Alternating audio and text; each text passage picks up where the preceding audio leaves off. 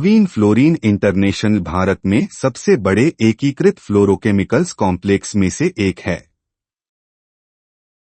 Company मुख्य रूप से फ्लोरीन रसायन विज्ञान पर ध्यान केंद्रित करती है, प्रशीतन गैसों, अकार्बनिक फ्लोराइड, विशेष ऑर्गोफ्लोरीन का उत्पादन करती है और अनुबंध अनुसंधान प्रदान करती है।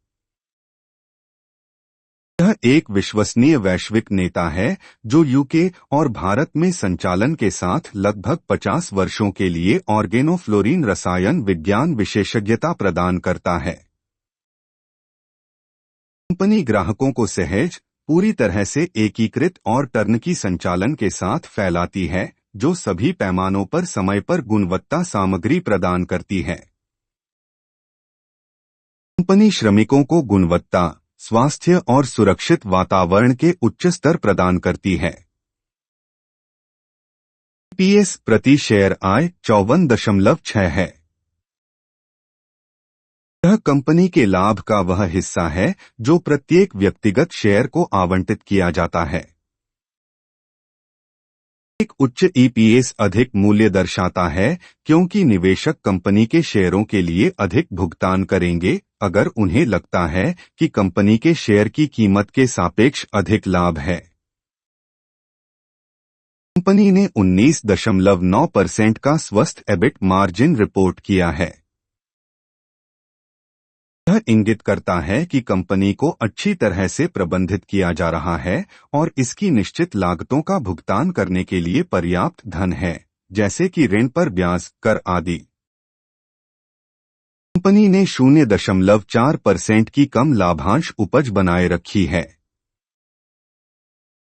आमतौर पर ऐसी कंपनियां अक्सर विकास और विस्तार के लिए कंपनी में लाभ वापस लाने का विकल्प चुनती हैं और इसलिए उच्च लाभांश का भुगतान नहीं करती हैं।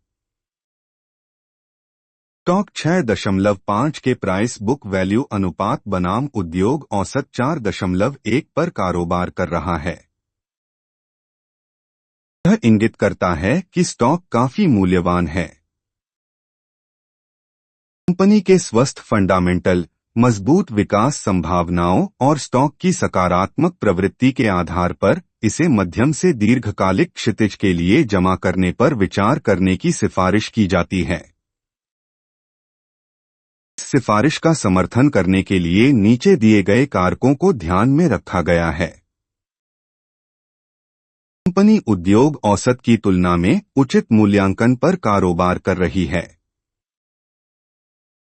कंपनी का ब्याज कवरेज अनुपात 6.1 है, जो इंगित करता है कि वह अपने कर्ज चुकाने के लिए पर्याप्त पैसा कमा रही है और वित्तीय चूक की बहुत कम संभावना है।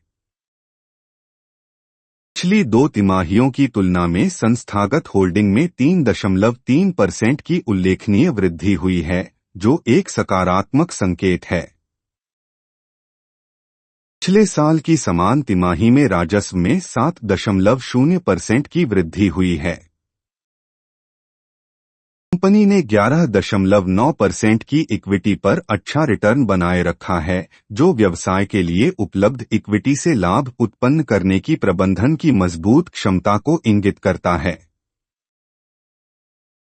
राजस्व भी पिछले 3 वर्षों में सालाना 19.0% की चक्रवृद्धि दर से बढ़ा है। कंपनी का औसत ट्रैक रिकॉर्ड है। कुल मिलाकर इसका शुद्ध लाभ पिछले 3 वर्षों में सालाना 3.1% की चक्रवृद्धि दर से बढ़ा है। यह इंगित करता है कि कंपनी के पास लंबी अवधि में अपने परिचालन का विस्तार और विकास करने की क्षमता है। कंपनी ने नवीनतम तिमाही में कमजोर परिणामों की सूचना दी। पिछले साल की समान तिमाही में शुद्ध लाभ में -2.9% की गिरावट आई है। स्टॉक ने पिछले 3 वर्षों में शेयरधारकों को 0.4% प्रति वर्ष का खराब रिटर्न दिया है।